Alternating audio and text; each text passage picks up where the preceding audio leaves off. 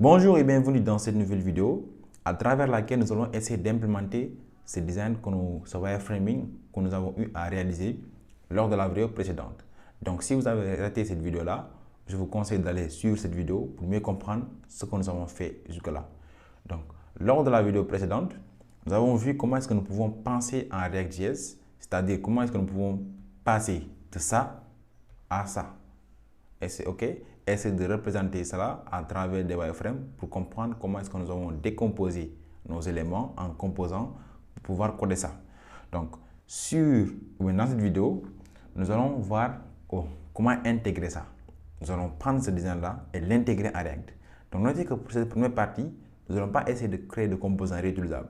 Nous allons mettre ça en brut, c'est-à-dire que nous allons mettre ça tout en un pour ensuite voir comment est-ce que nous allons améliorer cela en termes de composants. Alors, j'ai déjà créé un projet React.js qui est là. Donc, vous pouvez créer votre projet React.js en faisant npx create React app et le nom du projet. Et là, je vais essayer de lancer mon application. Donc, npm start. Donc, quand je fais npm start, ça va m'ouvrir mon code ici, notre hack.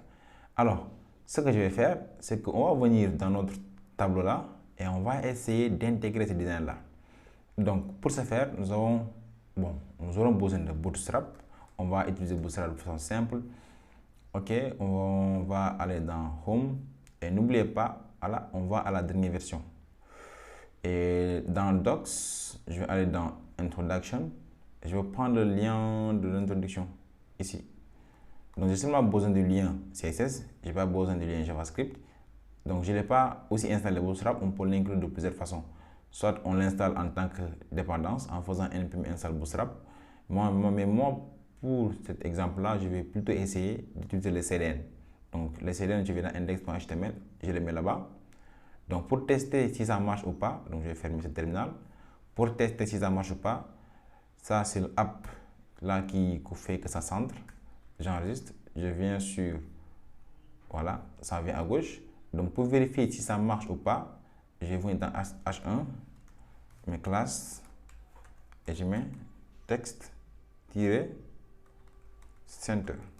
Donc, je vérifie. OK, ça centre, ça marche bien. MT5. OK, donc, ce qui veut dire que Bootstrap est bien installé. Alors, comme on l'a dit, l'objectif de cette vidéo, c'est d'essayer d'implémenter ce design-là. Ça va être un qu'on a eu à réaliser. Puisqu'on sait maintenant comment penser à React, nous allons voir comment est-ce que nous allons mettre ça en pratique. Alors, pour ce faire, je vais venir dans mon interface, je vais créer un header. Donc, je vais mettre un commentaire. Ici, c'est le header. Donc, je vais mettre ça au header. Bon, je vais mettre directement header, hein, c'est pas grave. Ça, c'est mon header qui est là. Voilà. C'est ici que je vais mettre le header. Ensuite, c'est ici que je vais mettre quoi? Le form, not form. OK, nice. Et après le note form, on a parlé du note container. C'est ici que je vais mettre le note avec S container. Notez bien la façon dont on a écrit les mots. Ici, j'ai écrit note sans S. Et là, j'ai mis note avec S. OK?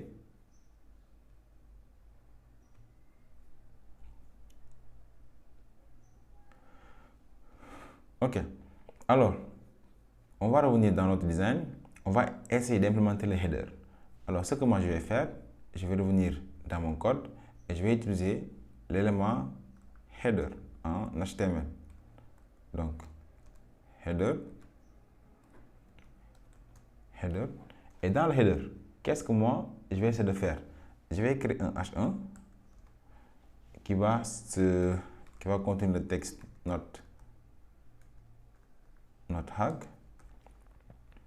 Et ensuite, je vais contenir un div qui va lui avoir des spans. Parce que nous, on veut mettre des cercles ici. Des cercles là, on va les mettre en place. D'accord? Maintenant, je reviens dans mon code. Je vais enlever la div là. D'abord, on va essayer de styliser un peu on va dire le header. Donc, le texte là, je vais dire class name, font size 5 et font weight normal. C'est bon. Ensuite, je vais le mettre dans le header. Je vais dire que le header aura un BG white. Un BG white.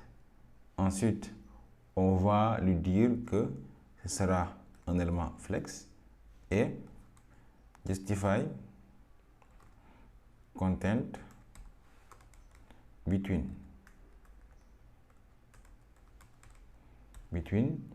et align items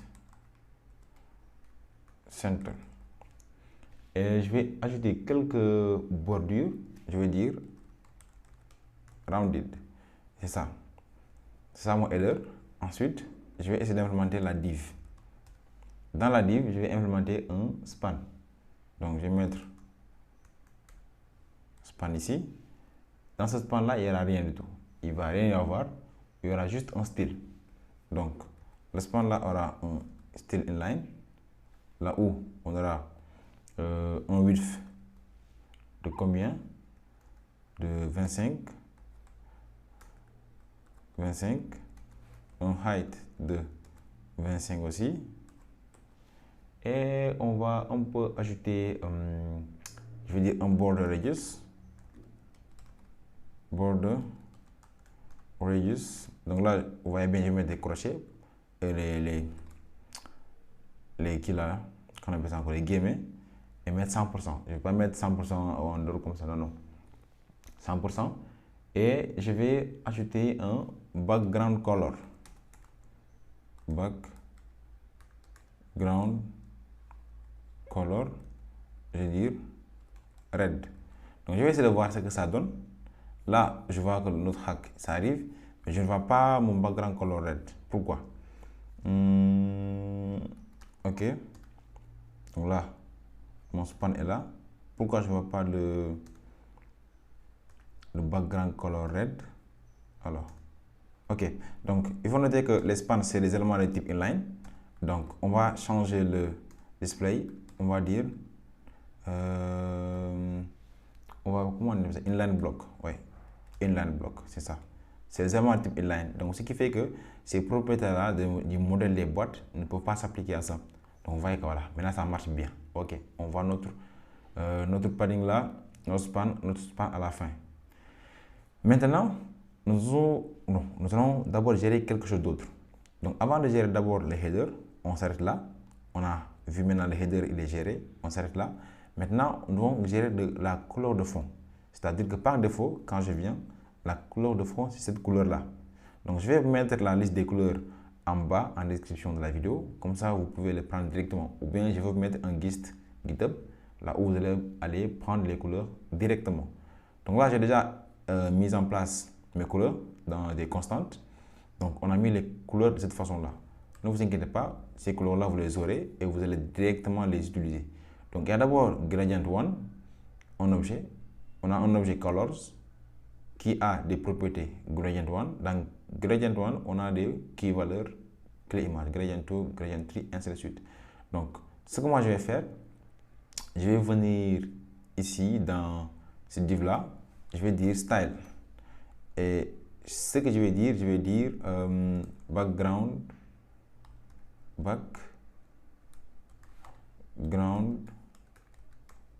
color. Donc background color, je dis, regardez ça, green. Background color green. Donc je reviens dans mon code. Donc là, je ne vois rien. Il y a le background green, mais vous ne pouvez pas voir. Pourquoi? Parce que en HTML, la hauteur d'un élément par défaut dépend de son contenu. Donc, ce qui veut dire que par défaut, la div là, sa hauteur dépend de la hauteur du header. Donc, nous, on va venir ici, on va ajouter un header. Donc, on va dire height, on va dire 100 dvh. Donc, on va revenir ici pour regarder. On voit que maintenant, ça marche bien. On voit le background qui est là. Et l'autre chose aussi, c'est que si on regarde bien le design là, il y a un espace au début et à la fin. Donc nous, ce qu'on va faire, on va utiliser un container plutôt. Donc on va prendre tous ces éléments-là, tous ces éléments, et créer un div container de Bootstrap. Container. Donc on a le container qui est là. Et dans le container, on va maintenant coller ça à l'intérieur. OK. On est bien. Je vais un peu indenter pour qu'on puisse voir correctement. On est bien. Le container est là. J'enregistre. Je reviens dans mon interface. Voilà. Je vois que ça est là. Et je vais ajouter des paddings internes dans le container. Je vais dire py. On met à 5. Donc ça descend un peu. Bon, c'est un peu trop. On va mettre py à 3. 3. Donc je reviens dans mon interface. OK, c'est bien. On voit que maintenant, ça marche bien. C'est top. Maintenant, ce que moi je vais essayer de faire, je vais essayer de changer la couleur de fond. Maintenant, puisque mes couleurs de fond sont disponibles dans la variable colors, donc ce que moi je vais faire, je vais tout simplement lui dire, OK, mets-moi background colors, je vais entrer, il importe ça automatiquement, point gradient 1, où est gradient 1, il est là, point image. Donc c'est sur l'image qu'on a le linear gradient. Le linear gradient, bon, c'est un background color, hein? C'est un background image. Donc là, je change background color par background image. Voilà. Donc quand j'enregistre, je reviens ici, vous voyez que maintenant ma couleur de fond la plus forme. C'est bien. Pas mal. Maintenant, on va pouvoir continuer notre intégration de header. Donc, on va continuer sur l'intégration de header. Là, le header, ce qu'on va faire, on va venir au niveau de header ici. On a le BG, on a le flex, tout ce qui va avec. Il reste quelque chose, on va ajouter quelques paddings. On va faire P-3. J'enregistre. Je vais aller voilà pour vous regarder ce que ça donne. Il y a le node hack qui est là. C'est bien. Maintenant, ce qu'on va faire, on doit créer plusieurs. Ça, c'est pas les trucs en rouge là. On doit en créer plusieurs. On doit créer plusieurs. Maintenant, puisque on a récupéré les couleurs, on va venir ici. Au lieu de background color, on va aussi ajouter background image. Donc, background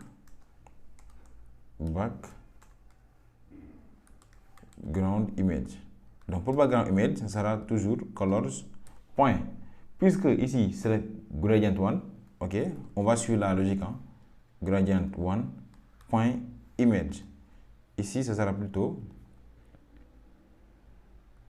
colors, point gradient 1, point color. Donc, je reviens dans mon interface. Donc, je vois que ça a pris la forme, ça a pris la couleur qu'on voulait. Maintenant, ce qu'on va faire, on va revenir là, on va créer plusieurs spans. On va dire CTRL-C, CTRL-V, 3, 4, 5, 6. Et là, on était à colors 1. Donc là, on va aller à colors 2, gradient colors 2. Et là, on va aller à gradient colors 3. Là, on va aller à gradient 4. Gradient color 4. Oh. On va aller à gradient 5 et gradient 6. Gradient 6. Là, j'enregistre. Quand j'enregistre, vous allez voir que ça donne. Voilà, c'est top. C'est ça qu'on voulait, hein? Ça marche. Donc ça, c'est un rouge, mais c'est pas un rouge dans ce qu'on voit là. C'est la couleur qui est au niveau de l'arrière-plan. C'est pas rouge, c'est pas le rouge qu'on a fait tout à l'heure. Maintenant, ce que je vais faire, je vais venir ajouter quelques espaces au niveau du div ici. Donc, au niveau de cette div là, qui contient le span, on va dire classe dflex et on va ajouter un gap de 2. Je reviens, on voit qu'il y a un espacement qui est là. C'est top. Ce qui est bien, cool. Alors, on a terminé l'intégration du header. C'est bien. Allez, c'est bien. Donc, puisqu'on a terminé l'intégration du header, nous allons maintenant passer à l'intégration du du form. On va passer à l'intégration du form. Donc, pour le form, ce que l'on va faire, pour le moment, on ne va pas gérer la logique.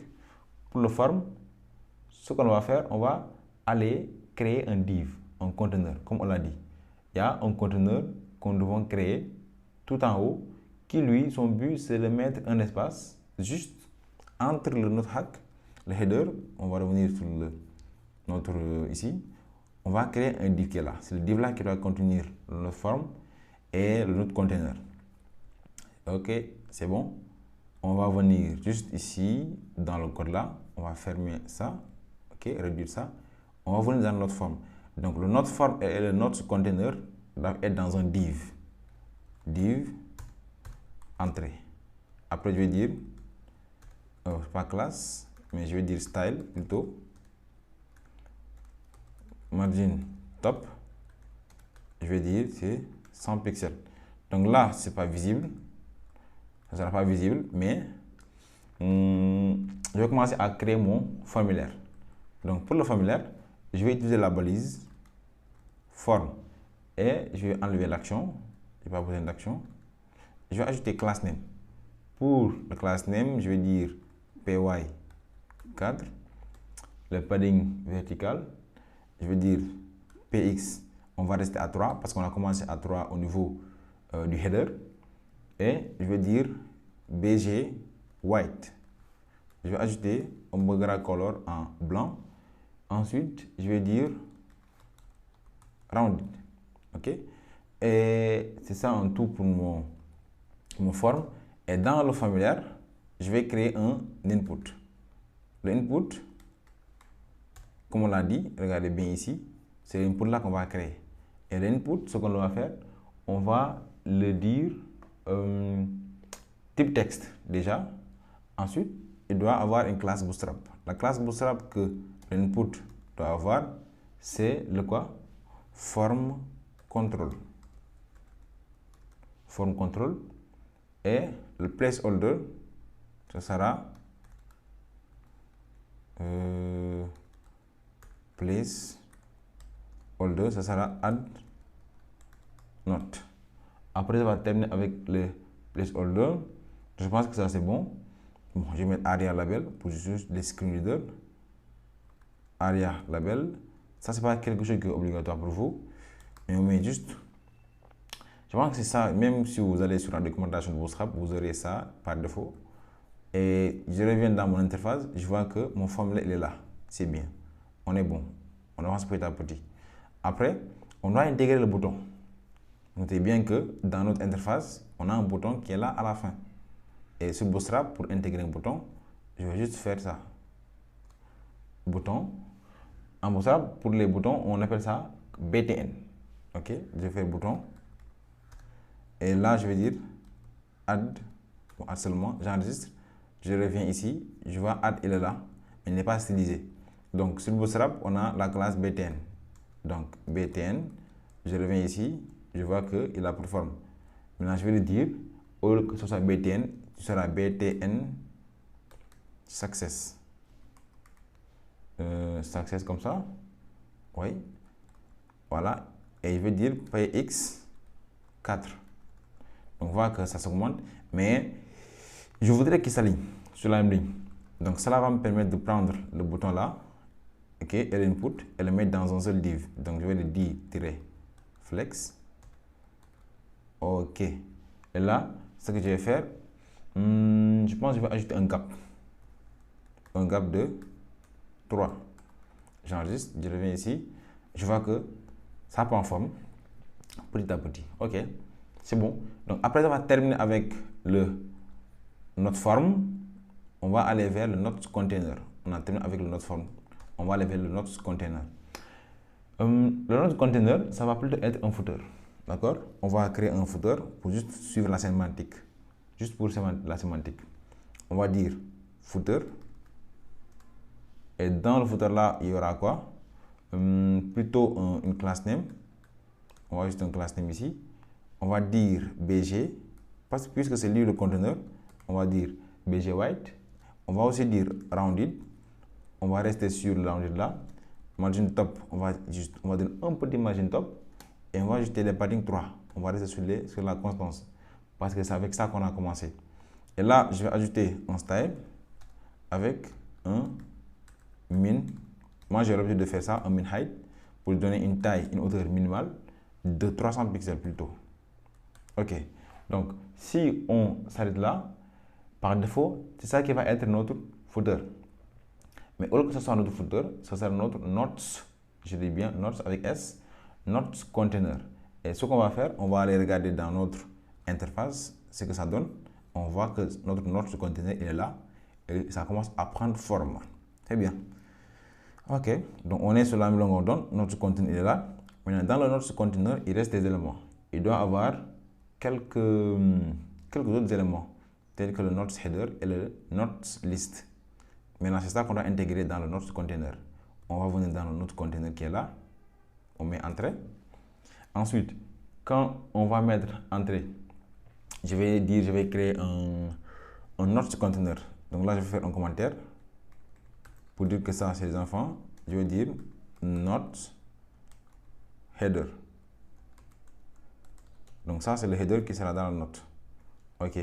Dans le note header, qu'est-ce qui va là-bas? On va créer un div. Un div avec une classe dit flex. Ensuite, on va ajouter du justify content between. Ok, justify content between. Ensuite, on doit ajouter aussi border bottom. Parce que ça doit avoir une bordure en bottom, border bottom. Et aussi, on va ajouter py, border bottom, py, on ajoute 3. Donc, je mets entrée. Ensuite, je dois créer un span. Donc, le span là, bon, je pense que ce sera un span. Ok, qui sera notes. Ensuite, je vais créer un bouton avec la classe btn primary, btn primary, et pour le texte, je vais dire Clio. Donc, au lieu de Clio, ce sera Clio all. Donc, quand je reviens dans mon interface, je vois que j'ai ça, notes et Clio all. Mais bon, lui, il est un peu en haut. On va un peu ajouter du align item center ici. Donc, align items center. Ok, c'est bon. Maintenant, on voit que sur notre tableau, il y a un texte ici. C'est ce qu'on a essayé de représenter là. Ce qui va s'augmenter à chaque fois quand on ajoute une nouvelle note. Donc, c'est ce qu'on va essayer de représenter quelque part dans notre code. Donc, je vais ajouter ici un autre span. Bon, je vais prendre plutôt les spans que j'ai mis ici pour ne pas encore recoder. Ok. Donc, je vais copier et je vais coller ici. Maintenant, le background, je vais changer ça. Il n'y a pas de background image. Il y a seulement un background color. Et pour le background color, c'est un peu gris, mais ce n'est pas gris. Je vais aller vers du DF. Ok. Ensuite, j'enregistre. Je reviens dans mon... Mais je vois que lui, il est au milieu. Alors que je ne veux pas qu'il soit au milieu. Donc, je veux qu'il soit côte à côte avec celui-là. Donc, si je veux cela, il faut que je les mette dans un seul div. C'est ça. Donc, je les prends comme ça, avec notes. Je mets dans un seul div. Et j'enregistre. Je reviens voir. Et c'est bon. Mais il est un peu en haut. Donc, je dois encore styliser ce div-là. Ce div-là, je dois le styliser normalement. Donc, je vais prendre les deux éléments qui sont là. Ça là, pour ne pas coder encore. Je mets class name et je colle celui-là. Mais ce class name là ne doit pas avoir de, je pense, il ne doit pas avoir de justify content. Oui. Je vais juste ajouter de l'espace, de gap. Et le gap, on va rester sur du 2. On essaie de vraiment d'être constant sur notre interface. Voilà. On voit que c'est 2.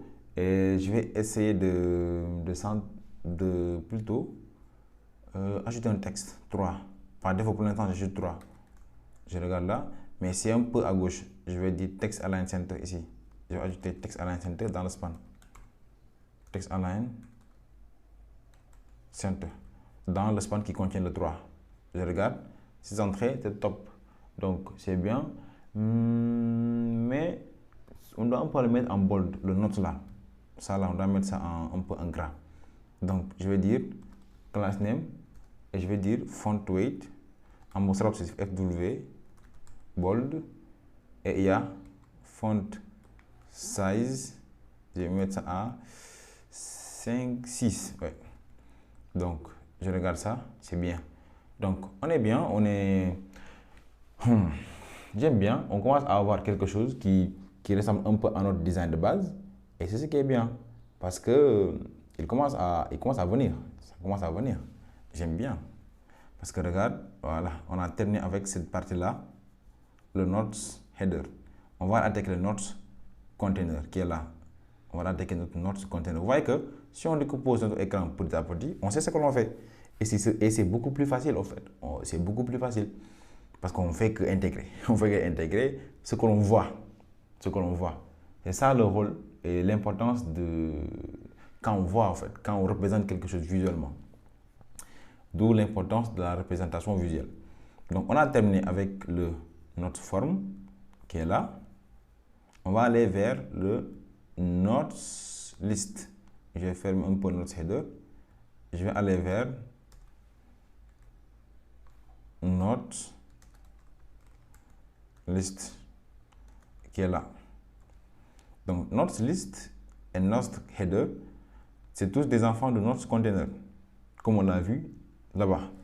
Donc je vais créer un div et dans ce div là, je vais créer une classe mt3 pour mettre de l'espace un peu. Et je vais aussi ajouter une classe difflex et je vais mettre flex wrap parce que c'est lui qui va contenir les listes. Difflex.flex wrap. Cette extension c'est emmet si vous voulez l'installer. Et je vais mettre gap 2. Ok. C'est ça mon conteneur. C'est celui qui va contenir les listes items. Maintenant, si on dit que c'est celui qui va contenir les listes items, donc on a affiché la liste, une seule liste. Ok. On va essayer de venir ici styliser une seule liste.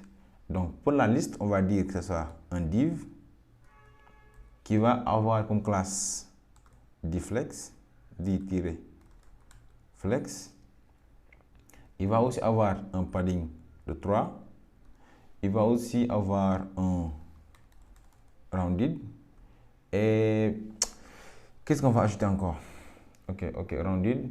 On va mettre border 5 parce qu'il y a un border à gauche, border 5, et on va aussi ajouter border start pour dire c'est à gauche. Et pour la couleur, ce sera border primary. Ok, c'est bon. Maintenant, je vais un peu ajouter un style. Donc dans la même sur le même élément, je vais ajouter un style, un style.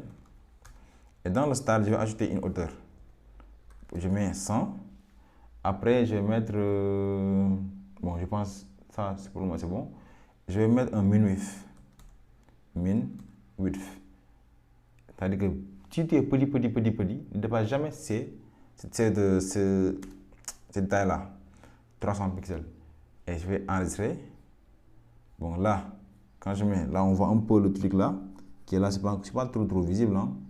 C'est pas trop visible. Donc, je vais mettre background color. Je vais mettre df pour qu'on puisse voir. Donc là, on voit notre carte qui est là, ce qui va représenter un item. Notez bien, c'est ce qui va représenter un item. Donc nous, on va essayer de styliser ça. Au lieu de styliser tout, on stylise un item. Ce à quoi un item va ressembler. Ensuite, je vais ajouter du texte à l'intérieur, puisque si on regarde le design initial, on se rend compte qu'il y a un texte ici et la date en bas. Donc c'est nous, ce qu'on va essayer de représenter ici aussi. Donc je reviens dans mon code. Donc je vais mettre ici un paragraphe qui aura margin 0. Pourquoi margin 0? Je vais enlever ça. Pourquoi? Comme ça, vous allez voir pourquoi je mets margin 0. F-weight normal. Et on va dire notre title. Et on va aller créer un span qui va avoir comme classe font weight light. Je pense que c'est comme ça. Et pour le font size, ce sera un style. Font size, je vais mettre 12 pixels. Et pour la date, je vais dire tag slash tag tac. Je vais mettre 24 10 et ça. Ok, on va aller sur nos navigateurs. On regarde, ça est là, c'est bien. Ok. Mais il y a un problème. Pourquoi? Ils sont sur la même ligne. Alors que moi, je ne veux pas ça. Pourquoi ça? C'est ça le problème. Je veux qu'il ne soit pas qu'il soit sur la même liste. Est-ce que je dois mettre ça en élément bloc? Ou bien est-ce que je dois changer mon... Je suis en train de réfléchir. Qu'est-ce que je dois faire entre ça et ça? Bon, je vais essayer de mettre ça sur un seul div, c'est mieux. Je vais mettre ça sur un seul div. Regardez, je mets div. Voilà, c'est pour échapper à ça, quoi. Après, on verra aussi l'utilité. Voilà, ça devient comme ça. Et quand ça devient comme ça, vous voyez qu'il y a un espace trop grand entre la carte, le note title et la description qui est là. Je ne veux pas ça. C'est pourquoi je dis il faut mettre ici M0. Parce que par défaut, les paddings, les paragraphes ont des marges. C'est comme tout élément HTML. Hein. Donc là, il y a l'espace qui s'est diminué. Ok, c'est bien. Donc là, on vient de représenter notre notes list. On vient de le faire. Alors les gars, c'est extraordinaire. Donc voici le design. Comment on peut intégrer le design. Hein? Ah oui, c'est ça. Donc là, on n'a pas essayé de créer des composants. On a juste essayé de prendre ce qui est là-bas et on l'a mis ici. D'un seul coup. On l'a mis là-bas d'un seul coup. On n'a pas essayé même pas de faire des choses comme ça. On gère ça d'un seul coup. Alors, c'est tout pour cette vidéo-là. Là où on a essayé d'intégrer ce qu'on a représenté avec un wireframe. On a essayé de penser en React lors de la vidéo précédente. Et lors de cette vidéo, on a essayé d'intégrer ce que nous, on voit sans modifier, sans supprimer, sans quoi que ce soit. On a juste intégré ce qu'on a vu. Donc, je pense que pour cette vidéo, on peut s'arrêter là. Et rendez-vous lors de la prochaine vidéo pour entrer dans le vif du sujet qui est la gestion d'état. Peace.